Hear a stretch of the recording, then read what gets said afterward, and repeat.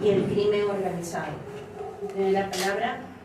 Muy buenos días a todos, gracias por venir. A través de ustedes un saludo cordial a todo el pueblo peruano, y como lo ha dicho nuestra comunicadora Diana Morales, les damos la bienvenida y les agradecemos. En esta oportunidad estamos para hablar sobre un tema muy trascendental, que es el tema con la lucha contra la corrupción y el tema de la criminalidad.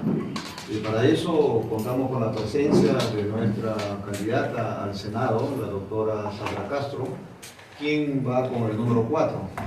Nosotros consideramos que el país tiene que tener una lucha frontal contra la corrupción, porque esto constituye la madre de todos los males, genera una inseguridad jurídica, legal, económica, ciudadana, y por qué no decirlo, también produce una inseguridad hídrica y a la vez una inseguridad alimentaria. En estos momentos en nuestro país se requiere una gran transformación y nosotros apostamos para hacer esos grandes cambios. No queremos hacer una reforma simple, queremos hacer una gran transformación de los procesos, y para eso apostamos por el uso intensivo de la tecnología, información y comunicación. Y también consideramos que en estos momentos en el país existen dos redes. Por un lado está la red de corrupción, que está amparado en la red de la impunidad, y en esa red de la impunidad existen instituciones que tienen que cambiar con mucha urgencia.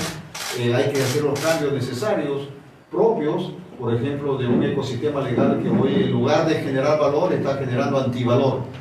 Y eso nosotros consideramos que tenemos que hacer los cambios profundos y radicales. En ese sentido, estamos acá con ustedes para dialogar, para conversar, pero previamente, por supuesto, Sandra va a exponer también su punto de vista, porque como ustedes comprenderán y conocen, ella es una experta en tema del derecho penal, que conoce por dentro qué cambios debemos de hacer.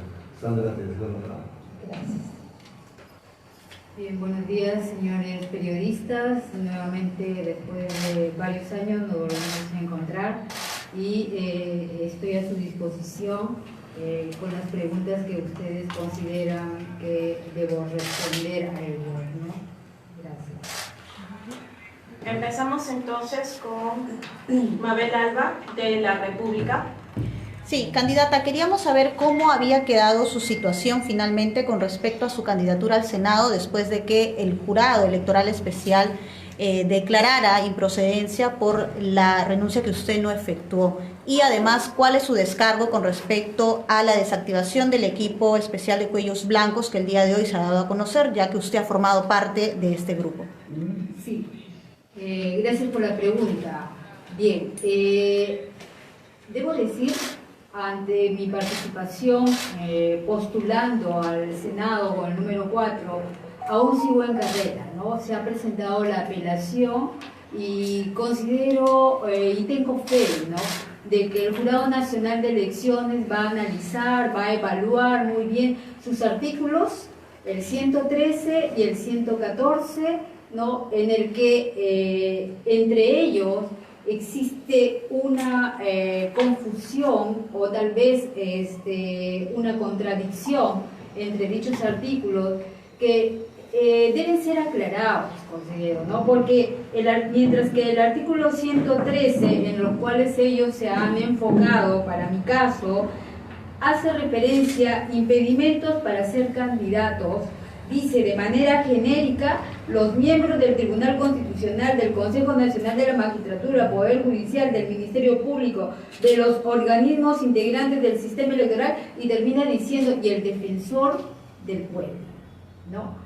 Mas no dice, ¿no?, los fiscales de todos los niveles, ¿no?, porque tenemos instancias de fiscales, primera instancia, segunda instancia, ¿no? No dice. Tampoco dice, ¿no?, los funcionarios y servidores públicos del Ministerio Público. Ese es el artículo 113. Mientras que el artículo 114, en el cual yo me he basado para postular, ¿no?, dicen, pueden postular los trabajadores y funcionarios de poderes públicos, ¿no?, presentando una licencia sin goce 60 días antes de abril, ¿no?, antes de las elecciones.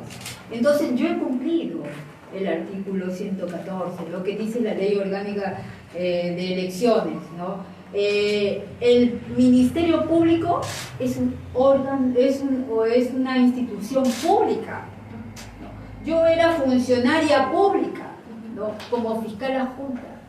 Entonces yo he cumplido y por ello tengo fe y pido al Jurado Nacional de Elecciones que evalúe bien estos temas, ¿no? Y que no lleven a generar más confusión, incluso hasta perjudicar a candidatos que desean postular a formar parte, ¿no? del poder legislativo, ¿no? Y poder con ello contribuir de alguna manera en la lucha contra la corrupción y el crimen organizado que ahora tenemos en el Perú, que verdaderamente nos invade esos hechos, ¿no? Personas que realmente no tenemos antecedentes, no tenemos procesos judiciales, como ahora algunos padres o mal llamados padres de la patria lo tienen hasta sentencias y están en instituciones como la Junta Nacional de Justicia. Entonces es algo absurdo que no nos permitan y no nos dan esa oportunidad a tantas personas que queremos contribuir con nuestro país. Eso estoy a la espera y aún continúo en la carrera para ver si es que el Jurado Nacional de Elecciones me concede esa oportunidad, ¿no? La segunda pregunta era sobre la desactivación del equipo de cuellos blancos. Ya, ok. El día de hoy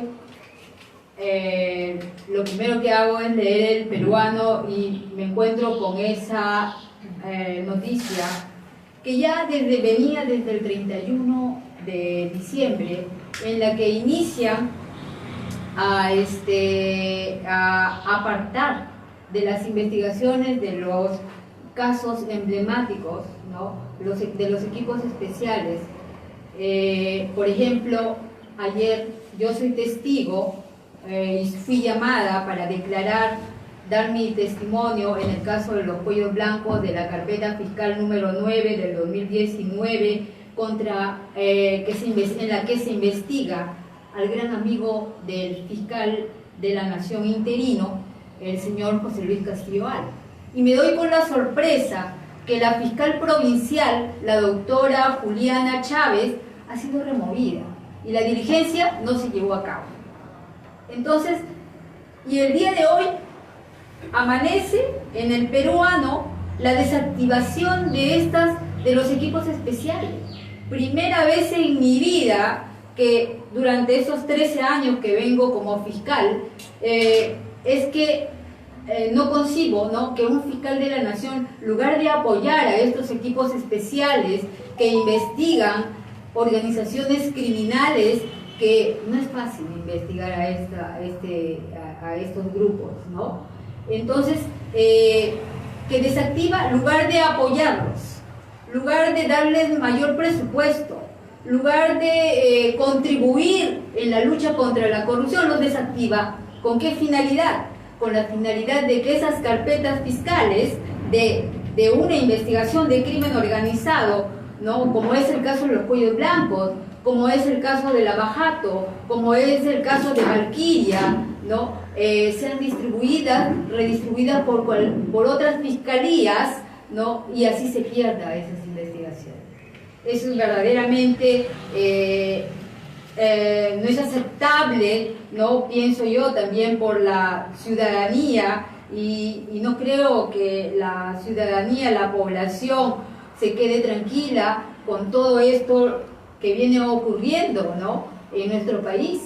Ya descaradamente se han quitado la máscara de la cara y se toman esas atribuciones siendo interino.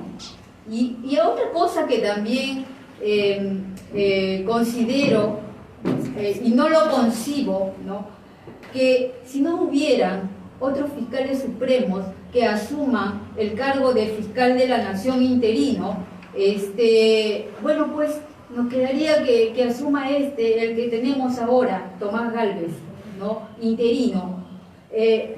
Pero no, tenemos al doctor Villegas Campana, no sé por qué, ¿no?, o tal vez porque tiene menos años y por la antigüedad, pero es un momento que debemos nosotros y también ellos, los fiscales supremos, evaluar esta situación en la crisis en que nos encontramos y que este fiscal interino su única finalidad es desde que asumió el cargo era hacer esto, desactivar los equipos especiales, ¿no? Y eso verdaderamente perjudica a las investigaciones, como son los casos estos de Cuello Blancos, de Valquiria y de Lavajato. Corresponde el turno ahora a Mari Carmen Chinchay de RPP. Buenos días, señora doctora. Quería preguntarle acerca de se ha conocido en las últimas horas que los candidatos a la presidencia están comenzando a recibir seguridad por parte del Ministerio del Interior. En su caso, ¿usted ya ha sido notificado al respecto? ¿Piensa aceptar esta medida de seguridad? Bueno, efectivamente los candidatos a la presidencia de la República hemos sido notificados para recibir el tema de la seguridad de un efectivo. El efectivo se ha personado acá al partido, en la que de manera personal yo he decidido no aceptar el tener un efectivo como seguridad, porque considero de que sería un privilegio y ahora que la población necesita tener la seguridad más activa a favor de la población. Entonces yo considero de que de los candidatos no debemos de tener seguridad, sino eso corresponde a la población. Hay que proteger a la población más que a los candidatos. Perdón, si me permite una pregunta, doctora. Usted ha señalado que usted ha cumplido con todos los procedimientos de acuerdo a ley con respecto a su candidatura, pero lo que es cierto es que en estos momentos su candidatura está considerada como procedente. En ese sentido, ¿usted ha cumplido con la apelación? Porque de acuerdo a cuando uno lee el documento y los argumentos del Jurado Especial Electoral que ha calificado así la improcedencia, señala de que usted no renunció a tiempo, ni mucho menos presentó esa licencia y que incluso su situación como fiscal todavía podría ser repuesta porque usted está impugnando esa decisión. ¿Cuál es el panorama de su trabajo? Sí, como le dije, ¿no? Yo he cumplido de conformidad a lo estipulado en el artículo 114, ¿no? Como funcionaria pública que era, solicité la licencia 60 días antes de las elecciones, ¿no? Y el 23 de diciembre del 2025 realizo esa inscripción, ¿no? Ahora me han apartado del cargo como fiscal, como integrante del Ministerio Público, fiscal interino, ¿no? ¿Quién ha cumplido su amenaza? ¿No? ¿Quién ha cumplido su venganza, ¿no? Contra mi persona por haber investigado hechos de corrupción en donde él se le escucha sus audios, ¿no? En las que hace pedidos al prófugo ahora César Inostroza Pagliacci. Y no es solamente un audio, son varios. Él dice Cuello Blanco no existe, no existe. Señor, existe, Cuello Blancos existe, es investigación, existen sentencias contra algunos integrantes de esa organización, existen sus audios, que no lo va a poder negar y no lo niega, porque ahí está su voz cuando hace pedidos. Entonces, no puede decir que Cuello Blancos no existe. Cuello Blancos existe. Ahora le corresponde el turno a Fiorella Martínez de La Lina. Solo para que nos precisar si ya han presentado esta apelación a la invalidez de su candidatura y bueno, el tema de la conferencia, ¿no? ¿Qué puntos exactos vamos a considerar en un plan contra la corrupción y lucha contra la criminalidad, sabiendo también que hasta el momento el país no cuenta con un plan nacional actualizado, promesa que dio el presidente encargado José Gerí, que hasta el momento no ha sido publicado? Bien, el día de ayer hemos presentado la apelación dentro del plazo de ley y estamos a la espera, ¿no?, de una respuesta que aún continúa en carrera, ¿no? Es esto básicamente. Sí, en relación a la pregunta que, como bien expresa la señorita Fiorella, efectivamente en estos momentos el Perú, nuestro país, está a la deriva en cuanto respecta a una política de Estado, política pública, en tema de seguridad ciudadana. El señor Refería ha manifestado que en estos días presentará una política, una propuesta de seguridad ciudadana. Él también ha pedido que los candidatos, aquellos que lleguemos a la presidencia de la República, también hagamos una continuidad de aquella propuesta que él haría en su momento.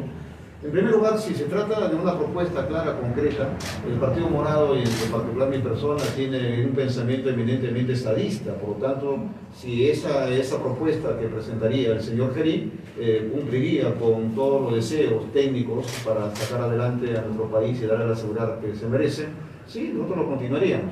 Pero además de esa espera, de esa propuesta, nosotros hemos presentado nuestro plan de gobierno, donde decimos con mucha claridad dónde los cambios tenemos que hacer. Como le dije hace un instante, en estos momentos en el Perú existen dos redes, existe la red de la impunidad y la red de la corrupción.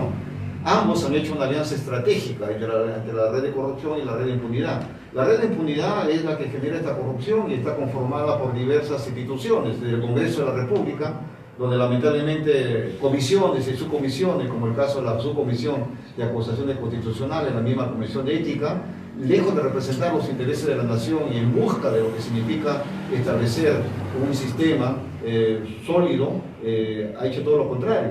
Y por otro lado existe un compamiento que nosotros debemos de desmontar, un compamiento como el caso del Tribunal Constitucional, que está santificando todas las acciones del Congreso de la República. Y prueba de ello también que nosotros nos vemos con mucha preocupación y tenemos que hacer una gran reforma, y lo estamos planteando nosotros, que es la reforma de lo que significa la Junta Nacional de Justicia, desde la selección. No puede ser posible que esta selección, este comité de selección que está presidida por el señor defensor del pueblo, haya hecho todo un cambio, haya manipulado incluso la selección o la elección de los miembros del jurado de la Junta Nacional de Justicia. Y por otro lado, algo que no es menor, que tenemos que hacer un cambio sustancial, que es en el tema de la Contraloría General de la República. Todo eso constituye lo que es una cadena de valor, que debería ser una cadena de valor y que debería de constituir un círculo virtuoso o es un círculo vicioso. ¿Dónde está? El Poder Judicial, el Ministerio Público, la Policía, la Contraloría, el Tribunal Constitucional y el propio Congreso de la República. Es ahí que nosotros estamos haciendo los grandes cambios, proponiendo los grandes cambios, que tenemos la seguridad que en el corto plazo deberían dar resultados. Si me permite, por favor, estamos en vivo a través de Canal N, lo hemos escuchado con atención. Quisiéramos también, por favor, reiterar que usted, señora Castro, usted ha sido fiscal hasta hace poco en el Ministerio Público. ¿Cuál es su apreciación sobre la Fiscalía, desactivado los equipos especiales? Estamos en vivo. Gracias.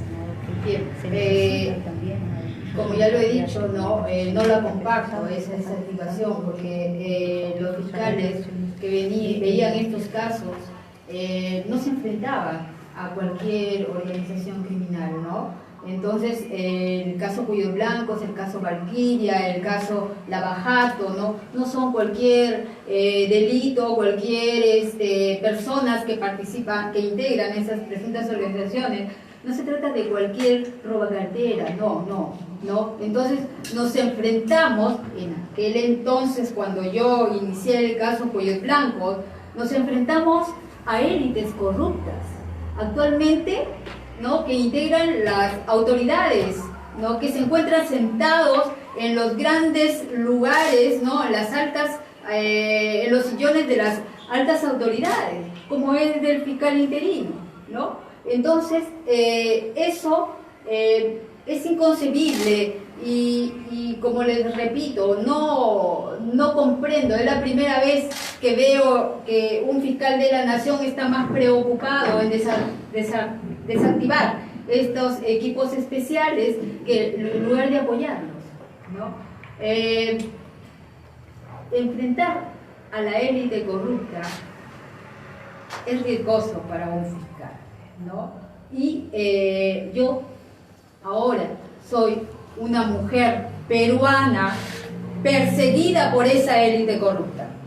Soy una mujer peruana que va a continuar en la lucha por la defensa de la justicia. Y esto lo he decidido y caminar junto a Mesías, ¿no? Una persona con experiencia, una persona que honesta, ¿no? Que no tiene denuncias, que no tiene investigaciones, procesos ni sentencias, ¿no? Una persona limpia que persigue el camino también de la lucha contra la corrupción y contra el crimen organizado. Es por ello que he tomado esta decisión de caminar junto a Mesías, ¿no? Y repito que estos equipos especiales no deberían ser desintegrados por el fiscal de la Nación interino. Por lo menos un fiscal de la Nación titular es el que debería tomar esas decisiones, más no un interino. Diana Pachacama, de TV Perú. Y para la doctora Sandra Castro, en vista de la situación, ¿cuál sería el mensaje a la ciudadanía, a la población que todavía tiene dudas con respecto a su candidatura por las observaciones que ya se han dado a conocer? Bueno, como le repito, ¿no? Yo he actuado cumpliendo la ley orgánica de elecciones. No he pasado por alto sus articulados, ¿no? He tenido en cuenta ello y le digo a la ciudadanía, ¿no? Que de donde me encuentre voy a continuar con esta lucha contra la corrupción y el crimen organizado. Que de donde me encuentre voy ahora a defender a esos fiscales, jueces y abogados que son perseguidos por esta élite corrupta. Y eso lo voy a hacer con Mesías, ¿no? Y no voy a descansar porque estos fiscales necesitan del apoyo, no solamente nuestro, sino de toda la población peruana, porque es nuestro sistema que viene siendo copado por esta élite corrupta. Eso es lo que voy a hacer. Corresponde el turno a Catherine Ayarza, de Epicentro TV. ¿Qué tal, doctora? Yo quería hacerle un par de preguntas. Primero es, ¿cuándo exactamente pidió usted la licencia? ¿Qué mes, qué fecha? Quizás ya lo ha dicho, sería bueno si lo puede reiterar para nosotros. También, ¿qué opina usted de que el fiscal interino Tomás Gálvez haya dicho que es una invención el tema de estos equipos, de los cuellos blancos también aparte? Siendo usted la fiscal que inició el caso, ¿a quién beneficia exactamente que se siga diciendo que es una invención? ¿Y a quién beneficia esta desactivación? Asimismo, también preguntarle, el fiscal ha dicho antes, después de ser fiscal también, que estos audios no lo perjudican. Exactamente dijo que demostraron su inocencia, inclusive una vez le preguntamos desde Epicentro al fiscal Tomás Gálvez. ¿Cuál es su respuesta ante ello? Muchas gracias. Bien, la licencia lo solicité en diciembre del 2025, no recuerdo 22 creo fue de diciembre, con exactitud, ¿no? Y solicité por 60 días antes de mes de abril, ¿no? Luego, respecto a los audios del caso Cuellos Blancos, claro que existen, ¿no? Esa era su preocupación del fiscal interino, ¿no? ¿Y por qué ha desactivado estos equipos especiales? ¿Cuál era su interés?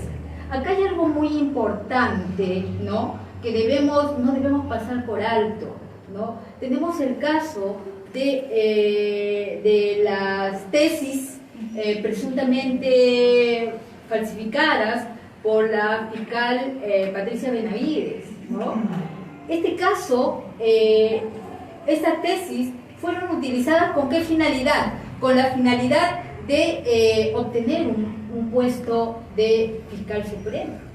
Entonces, esto es un ejemplo que no se debe pasar por alto. Es un ejemplo gravísimo, ¿no? Porque con eso ahí empieza, ¿no?, la interferencia y la captura de las instituciones públicas. Entonces, ese caso, para terminar, disculpe, ese caso es importante. ¿Y quién es competente para ver ese caso? El fiscal interino. ¿Y quién es competente para ver el caso de los cuellos blancos? El fiscal interino. Los casos de lavajato, cierta parte también es competente en algunas instancias el fiscal interino. Ese es el interés por desarticular, ¿no?, estos equipos especiales. Te decía, la fiscal Patricia Benavides, entonces, una de las beneficiadas con todo esto. ¿Podría aclarar? Bueno, ustedes lo han visto. ¿Dónde está la fiscal Patricia Benavides? Lo tenemos de Suprema. ¿Dónde está el fiscal Tomás Galvez? Lo tenemos de fiscal de la Nación, ¿no?, interino, ahí, quien nos calificó incluso a los fiscales de primera instancia porque nos atrevimos a enfrentar a esta élite corrupta, ¿no? Nos calificó de palomas, ¿no? Y él se considera el fusil que poco a poco nos iba eliminando. Cumplió su venganza conmigo, ¿no? Eso es lo que puedo decir, señor. Jorge Marico, de Panamericana TV. ¿Qué tal? Buenos días todavía. ¿Considera que el fiscal interino Tomás Galvez utilizó su candidatura al Senado como una excusa para retirarla del caso Cuellos Blancos? Como una justificación, una suerte de, bueno, de excusa, para decirlo así.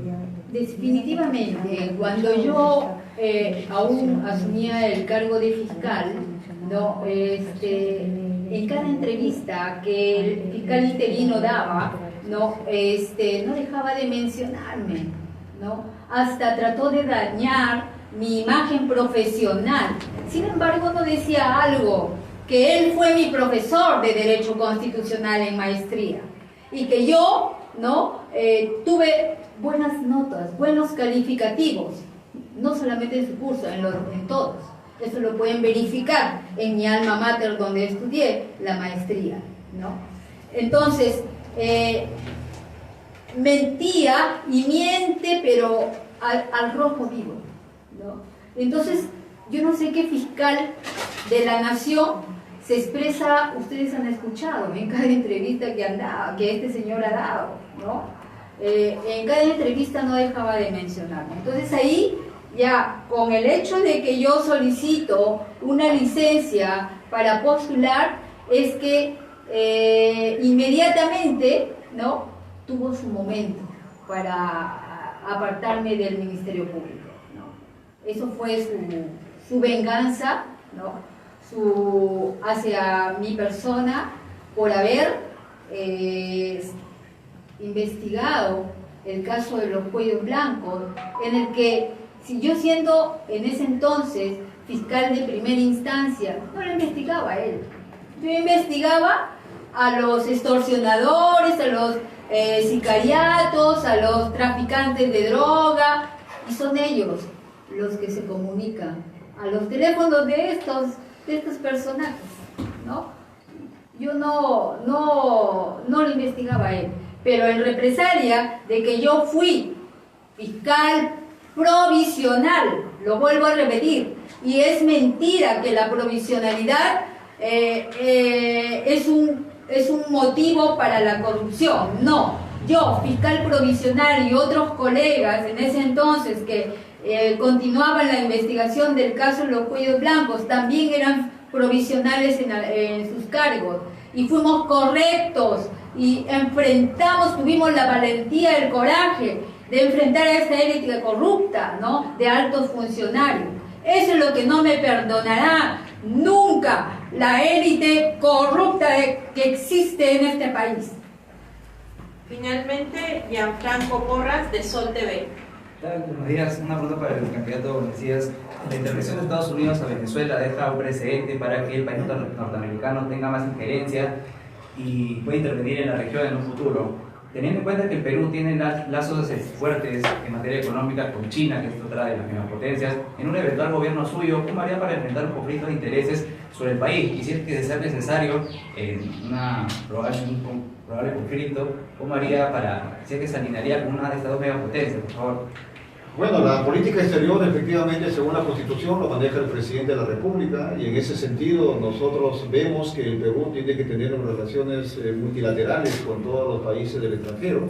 Y es por eso que el Perú actualmente tiene tratado de libre comercio con Estados Unidos, con la China, con la Unión Europea y con países como Chile también. Por lo tanto, nosotros vamos a seguir en esa dinámica de no solamente tener relaciones comerciales con un país, porque el Perú tiene que tener relaciones con todos, es decir, con la China, con la Unión Europea.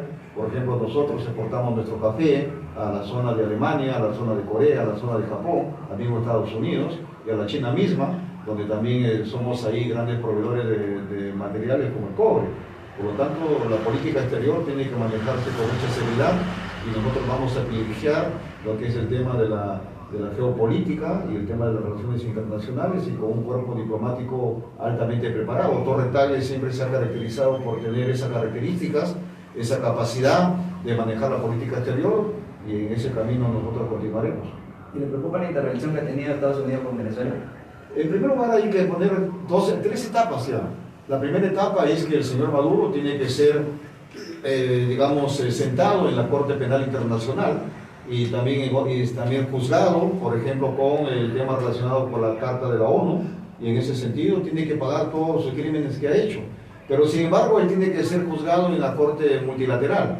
Ahora, lo que ha hecho Estados Unidos ha puesto en riesgo lo que es la paz regional y la paz mundial también, porque ¿quién garantiza? Recordemos que en las Naciones Unidas, tanto Estados Unidos como la China y el propio Rusia tienen un asiento en el Consejo de Seguridad. Y en ese Consejo de Seguridad ellos también están implicados en otras acciones, como el caso de la China con Taiwán y el caso de Rusia con Ucrania. Entonces, ¿quién garantiza ahora la paz mundial? Y por otro lado, también a nivel de Latinoamérica, específicamente Sudamérica, también creo que se ha puesto en riesgo la paz regional, pero también la paz venezolana, porque anoche o ayer ha habido bombardeos, ha habido disparos en la propia Caracas, y en ese sentido también preocupa. Ahora, la respuesta es, todavía hay que esperar qué es lo que va a pasar en adelante, porque si bien es cierto, se ha sacado y está siendo juzgado el señor Maduro en Nueva York, en Estados Unidos, pero sin embargo el chavismo sigue vigente. Prueba de ello es que la señora Rodríguez ha juramentado como presidente de la República. Por lo tanto, si bien es cierto, se ha generado y compartimos la alegría con millones de venezolanos, pero considero que debemos de esperar para ver cuál es el desenlace, porque en estos momentos el chavismo sigue gobernando en Venezuela. Si me permite, continuamos en vivo a través de Canal N. Señora Sandra Castro, como ya es de público conocimiento, el jurado electoral especial de Lima Centro 2, pues declaró improcedente su candidatura. Usted postula al Senado y le ha dado un tiempo prudente al partido para que subsane. Usted ha apelado. ¿Cómo va su situación en el Senado? Sí, el día de ayer, como repito, hemos apelado esto, ¿no?, dentro del plazo de ley, y bueno, ahora queda el Jurado Nacional de Elecciones, ¿no?, que resuelva y evalúe bien, ¿no?, los articulados que de su propia ley orgánica de elecciones existe y conlleva a una confusión y a un perjuicio, ¿por qué no decirlo?, un perjuicio al postulante, ¿no?, para obtener una vacante y postular pues a esto al Senado, al Congreso, ¿no? Eso trae perjuicios al postulante. Entonces ya es hora, ya es momento de que las leyes deben ser claras, ¿no?, más no genéricas ni ambiguas, ¿no? Entonces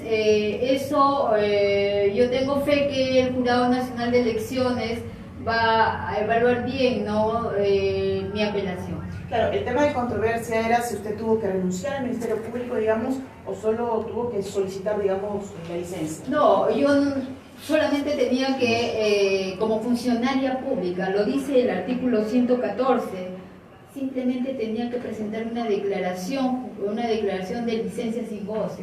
Y ya, miren, ya 2 meses de licencia sin goce para una persona, un funcionario público, ¿no?, ya es bastante, 2 meses sin sueldo, ¿no? Entonces, imagínense renunciar 6 meses antes, eso solamente lo pueden hacer los altos funcionarios, ¿no? Como lo dice acá el Tribunal Constitucional, el Consejo Nacional de la Magistratura, el Defensor del Pueblo en su inciso 113, inciso B, ¿no? Eso es para los altos funcionarios, porque ellos también ven temas relacionados con altos funcionarios. El fiscal, el funcionario público de primeras instancias no vemos altos funcionarios, ni que algún interés que pueda perjudicar en estas en investigaciones tal vez de altos funcionarios, no participamos en ello. ¿Usted está dentro del plazo para impugnar, digamos? Sí, ayer he presentado la Decía usted. Muy bien, muchísimas gracias, señorita. Entonces, Muchísimas gracias. Gracias por su asistencia. Terminó la conferencia de prensa. Muchas gracias. Si quieren mayor información, se pueden comunicar con la... Señor Macías.